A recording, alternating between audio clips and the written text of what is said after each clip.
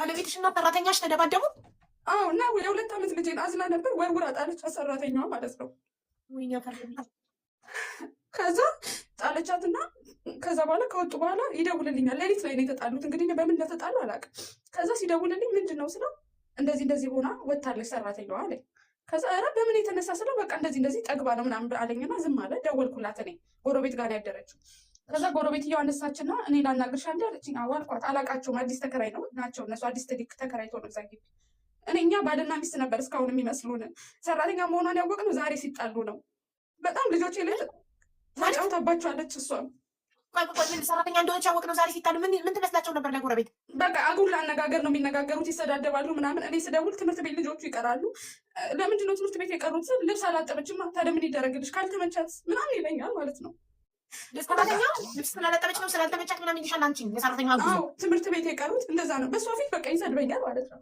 ከዛ እሺ ያልኩኝና ከ15 ቀን በፊት ሲደባደቡ ከዛ ደወልኩላት ለእሷ ሌሊት ላይ እና ምን ተፈጥሮ ነው በምን የተነሳ ድብድብ ደረጃ ደረሳችሁ ስለ ፎቶ ላከችልኝ። እንዴት እንደመታት ልነግርሽ አልችልም። ከዛ እንዲ የተመታችበትን ጋይስ ተቋረጠ አለው እኔ ግን ስታክ አድርጌ ነበር።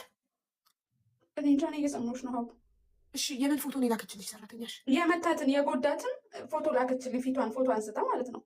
እሺ ከዛ በምን የተነሳ እንዴት አንቺ ሰራተኛ ነሽ፣ እኔ አሁን እዚህ ያለሁበት ቤት ቢመቱኝ እሰራለሁ ወይ? እንዴት ድብድብ ደረጃ ደረሳችሁ ስላት በሚስቱ የተነሳ ነው አለች።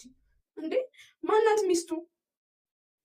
ሚስቱ ስላት ጊዜ እንደዚህ የምትባል ምናምን ብላ በቃ ነገረች ሙሉ ታሪኩ ማለት ነው። እኮ ንገሪና ለኛ አልገባኝም። ሚስቱ አንቺ አለሽ እንደ ሚስቱ? እኔ አይደለሁም ሚስቱ። ሌላ በኢሞ ተዋውቆ በፌስቡክ ሌላ ልጅ ከሳውዲ ብሩን ላይ እያላከች አስቀምጠዋለች ከኔ በተጨማሪ ልጆቼን እንደናት ታወራቸዋለች። እሷ ስለምታወራቸው እኔ ማውራት አልችልም። እኔን አያገናኘኝም። አንቺ ምን ነሽ? አንቺ ሚስቱ አይደለሽም? የጋብቻ ወረቀት የላችሁ?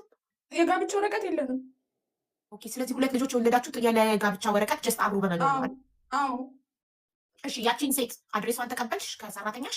ልነግርሽ ነው። እና እንደዛ ስትለይ ጊዜ እሷንም ማመን አልፈለኩም። ለምን እንደዚህ ልትለኝ ቻለች? እስከዛሬ ሳትነግረኝ እንዴት አገናኝ ልጆቼ እንኳን ስላት እየዘጋችብኝ ብዬ ሌሊት ላይ ደወልኩበት አውቄና እስቲ የኢሞ ኮዴ በኢትዮጵያ ነው የምጠቀመው እና ላክልኝ አልኩ። የራሱን ኢሞ ከፈትኩት ማለት ነው።